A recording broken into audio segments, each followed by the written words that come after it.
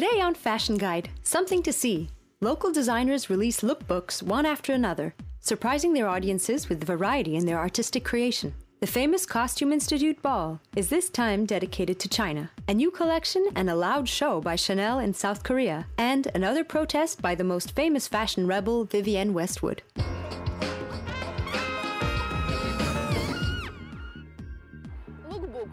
The term lookbook, according to most dictionaries, is a catalogue of photographs designed to show images of the original design. In fact, we know that sometimes real lookbooks can be as interesting as a masterful photography project, and the result can be in itself a work of art. Just a couple of years ago, lookbooks in local fashion were a very rare phenomenon. Now they're almost everywhere. Designers are taking special shots not only for important annual collections, but often even for seasonal collections. Laria Jakambayeva introduced a new collection for Kazakhstan Fashion Week, and the day before held a photo shoot. Her lookbook is filled with the spirit of the collection. Images were shot at the airport among airplanes. We are used to the convention in catalogs that there should be a girl in a static stance. But apparently that has become a bit boring for designers and for people who are passionate about fashion. There are separate categories. There are movies and pictures and lookbooks. For me, it's something I'm almost used to. Filming a lookbook is a team effort. And it is a process where not only the model and photographer are important, the stylist and makeup artist play a huge role, as they are the ones to present the designer's clothing as a finished image. When other people look at your clothes and say how they imagine it, this is really an interesting experience. In our work, everything was filled with such collaborative inspiration, some sort of chemistry. For example, the model says while shooting, "I want to jump." I say, of course it is necessary to jump, because the main theme is air, so it befits that the model would jump. And then when she started to jump, it looked really cool. So that was her idea. A pro in the creation of lookbooks among Kazakhstani designers is definitely Leonid Zherepsov. He stages photo shoots for every collection, including capsule collections. The creativity of this designer is more focused on Western tendencies, and that's why his lookbooks are filled with androgynous models, and they're becoming increasingly provocative and candid. In order to attract the audience's attention, we did quite a provocative photo shoot, I think. Our designers have not done anything like this before, but it's nice to be the first and very nice when it is well received. Zherepsov's crew is pushing boundaries with the amount of skin that the models are bearing, and also with their shooting techniques. For example, the lookbook for the paper collection was entirely filmed from a low angle, which is not very common. But it's not only about promoting the collections. Leonid says that he is very passionate about the idea of a lookbook, and his goal is much bigger. I want our people to get used to fashion, not just the usual standard lookbooks, but something to stir things up, not only with my products, in general, with photos, with fashionable traditions and innovations. Designers of the brand Antenna Clothing for Broche presented a significant and creative lookbook. Photographer Yelizaveta Marakulina worked in Paris for the first time, shooting the Louvre, the Eiffel Tower, and the Avenue Henri Martin. Working in unfamiliar locations is always difficult, and shooting the streets of the capital of fashion is an even greater feat that requires great care and responsibility. As a photographer, I had no idea how I was going to shoot, what location it was going to be. We drove through the city to look around first. We had some acquaintances there and discussed the photo shoot with the model. She's a girl from Bulgaria and Paris. She is a model for Christian Dior and worked with him for 7 years. Her name is Mary and she's amazing. Yelizaveta says, "The fear of failure disappeared right after the first click of the camera. The professional models worked perfectly and the results lived up to the expectations." There were 3 romantic images which we shot right by the Eiffel Tower, with a view of the tower. They were softer images, but at the same time more energetic and closer to fashion. It wasn't all about showing something of a particular style. We mixed absolutely everything, even combining seemingly incompatible things.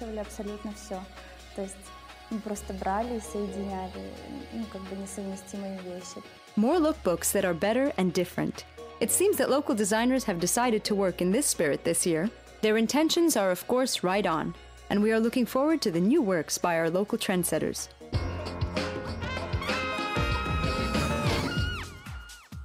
The meeting of East and West in America, New York held a famous costume ball event. This year, the theme was China, through the looking glass. And along with it, it also opened up an exhibition dedicated to the influence of Eastern fashion on Western trends. I'm really excited to see the exhibit.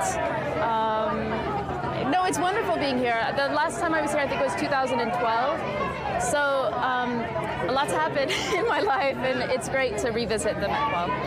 I don't think this is a party. This is all about art, you know. And then I've been here almost 6 times.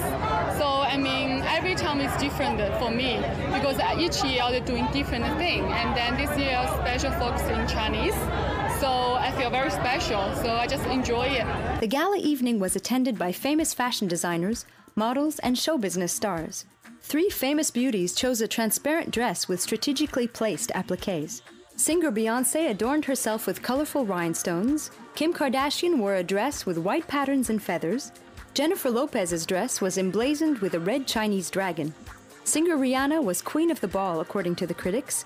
She walked majestically on the steps of the museum in a dizzyingly long golden cape trimmed with fur. The regal image of the pop diva was supplemented with a diamond-encrusted diadem. Among guests were also the model Naomi Campbell, pop star Lady Gaga, singer Cher, along with fashion designer Marc Jacobs, and many other stars. The exhibition, China Through the Looking Glass, is devoted to the influence of the ancient culture of China on the Western fashion industry.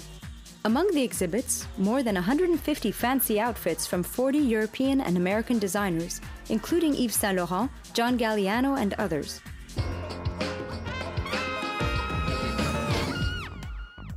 South Korean inspiration for a French fashion house. Chanel introduced a new cruise collection.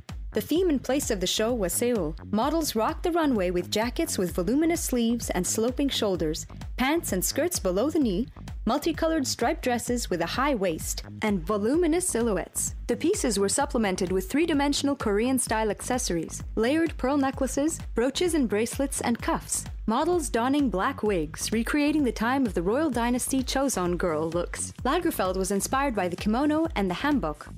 But you know, the concept is it's a modern international version of a typical Korean mood, how we see it for the modern 21st century, but with inspiration from the past, because I love the traditional Korean clothes, materials, patterns and all that. It can also be said that the cruise collection is dedicated to color.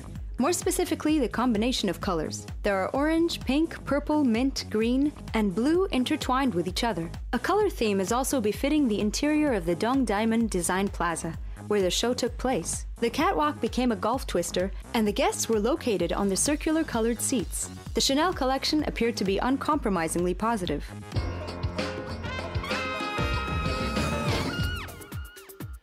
Another rally of rebelliousness by Vivienne Westwood. She is an active opponent of fracking, the extraction of shale gas by hydraulic fracturing, which injects 1 to 8 million gallons of water and 40,000 gallons of chemicals per fracture into the ground. In order to raise awareness on the subject, she went to the London streets, clutching a wounded baby doll called the limbless, radiation-scabbed, fracked baby of the future. I'm trying to get across to people the danger we're in.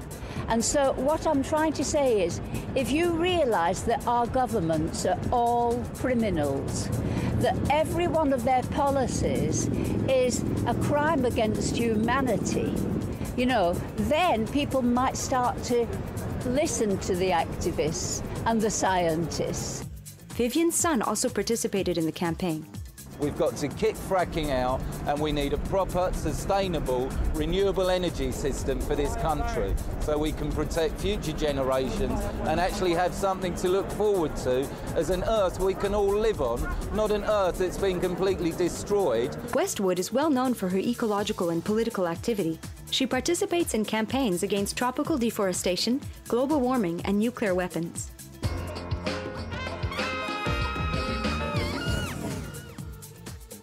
And that's all for today. Stay tuned for more and stay stylish with Fashion Guide on the Kazakh TV channel. See you next time.